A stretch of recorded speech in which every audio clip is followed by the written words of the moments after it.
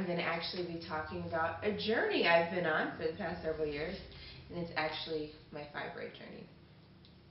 Well, I've always been a skinny person, and I've always, you know, eaten vegetables, tried to make some healthy decisions, uh, but, like I like pizza, I like certain things, but for the most part, had a healthy, active lifestyle.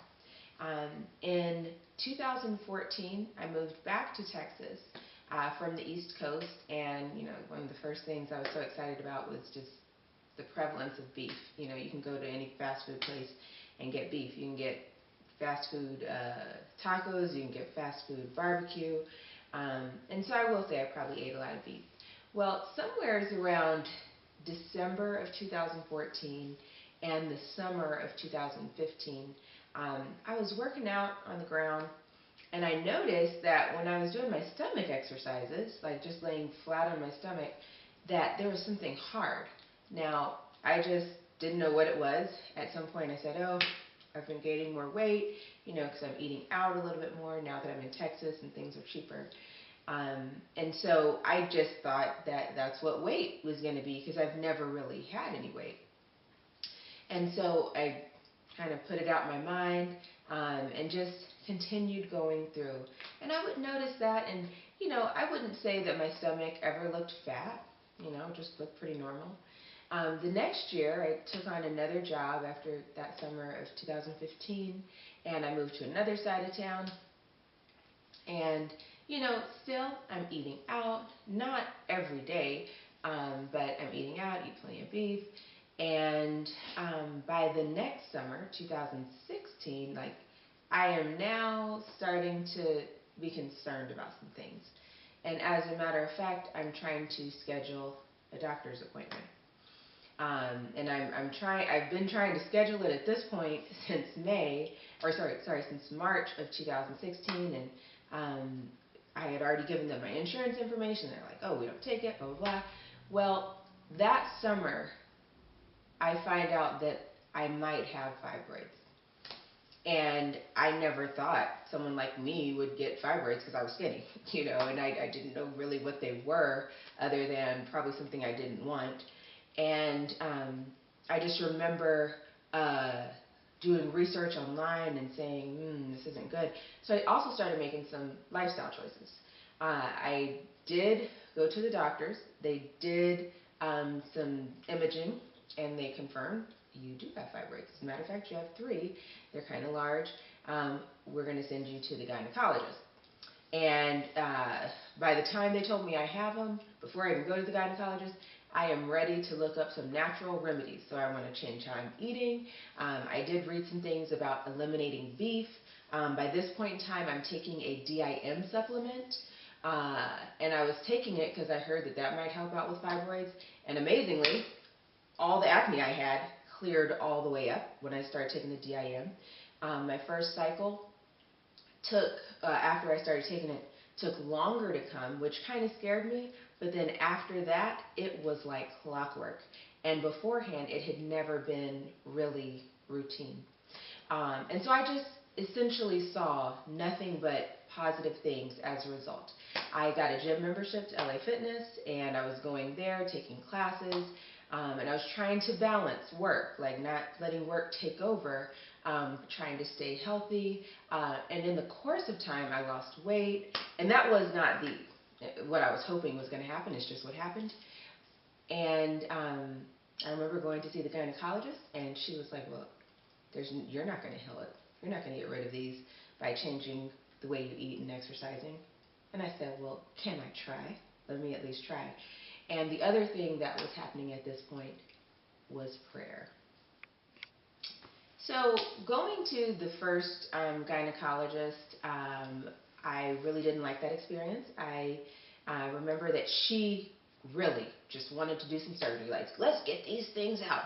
She goes, well, let's get them out before Mr. Right comes along, because, if you want to have kids, you just want to get them out.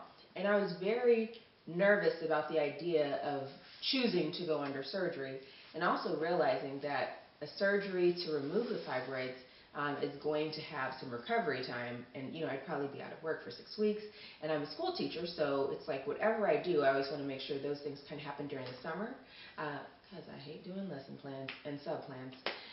And so anyway, I wanted to try the natural approaches, so I was doing DIM, and then at some point I just realized I need to get away from this gynecologist because I didn't like what she was saying.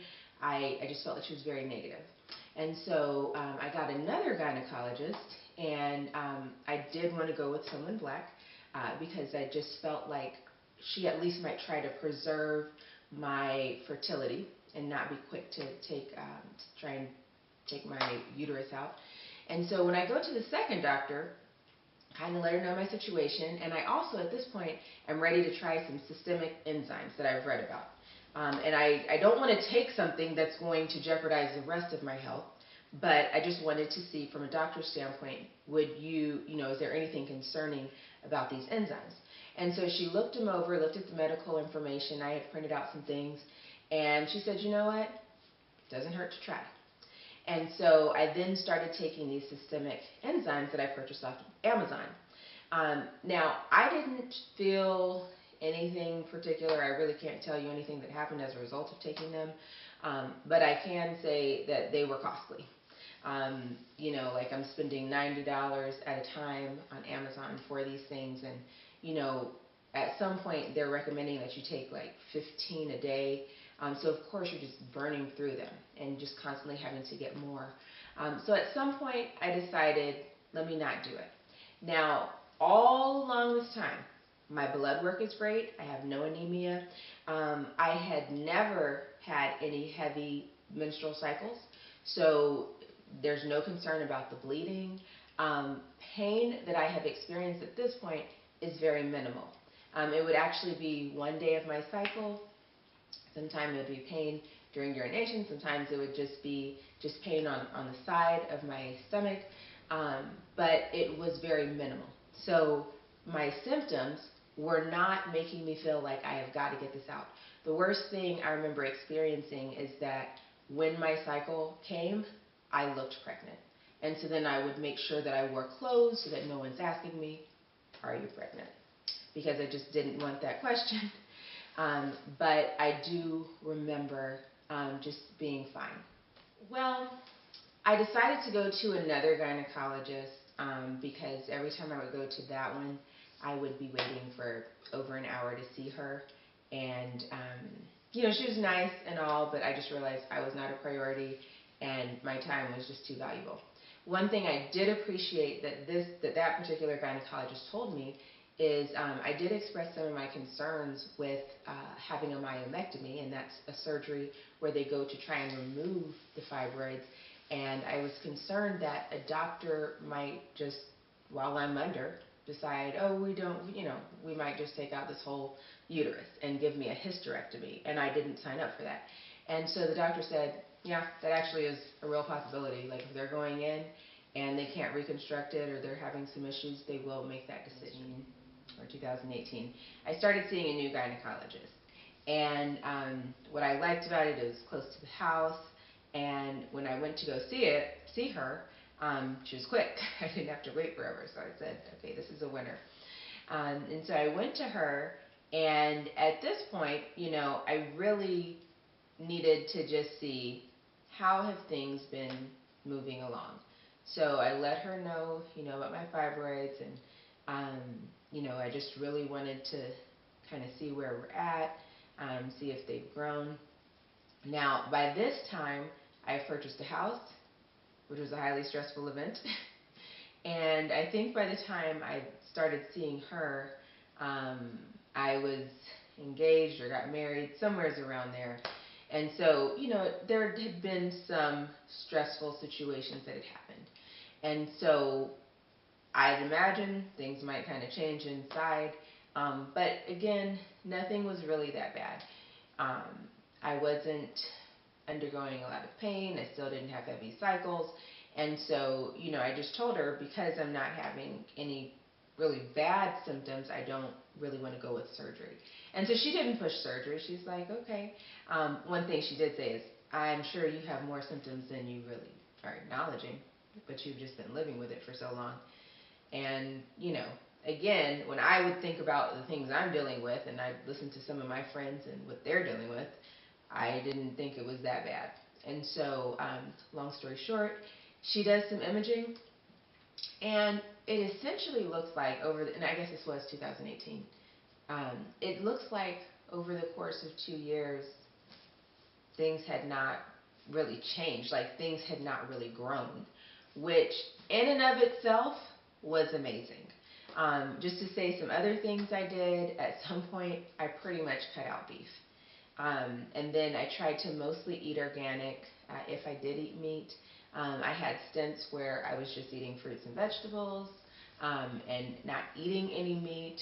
I've never really been that excited about dairy, so I've been off of like cow's milk for a while, but I still enjoy butter. But I try to get organic butter if I got butter. But yeah, I really was changing everything up. Now around the wedding, I ate meat because I felt like it was just too much going on to try and get protein elsewhere. So anyway, all of these things said, the fibroids themselves stayed relatively the same size, which was just amazing. So now we're on this journey, and she did some imaging, kind of saw where they were, and you know, she was like, well, with those you might not be able to get pregnant. And I said, okay, well, we can try though. And so, you know, I just had this like really resilient story, or like this really resilient spirit, I should say.